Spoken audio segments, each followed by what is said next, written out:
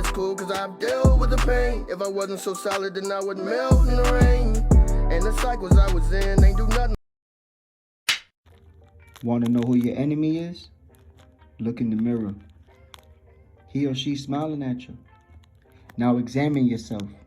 What do you see that consistently pops up in your mind? Are you able to control it? Or does it control you? One thought turns to 1,000. As well, whatever enters your mind can consume you and is able to dictate your heart. So learning how to override a wicked thought is a skill one must learn and practice. So water the mind with righteousness, and your mind will gradually become one with righteousness. What emotions are you activating on an everyday basis? What are your emotions attached to? Does the emotions override what's right? Are you in control, or does it control you? One must learn what is he or she attaching his or her emotions to, and how much of self is he or she giving until they don't have control of their own emotions anymore. Never give all your emotions to a person, or even enough where they can dictate it. For we come into this world with a blank slate.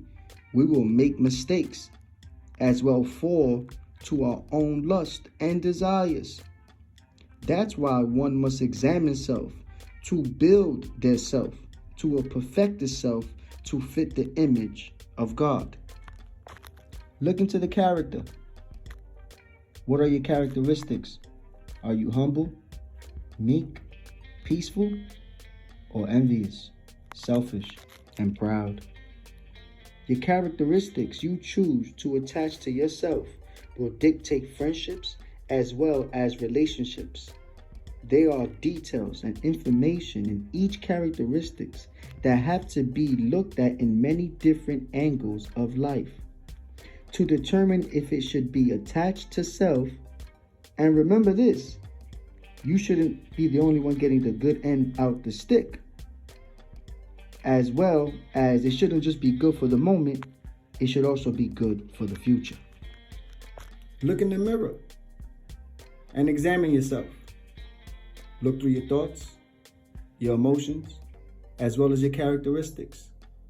And look through the eyes of God, of what is good, righteous, and holy.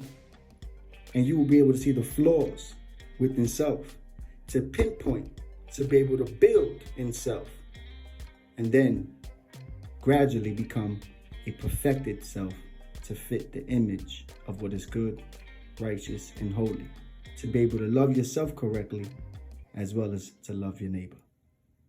Peace be unto you. Don't disconnect, reconnect.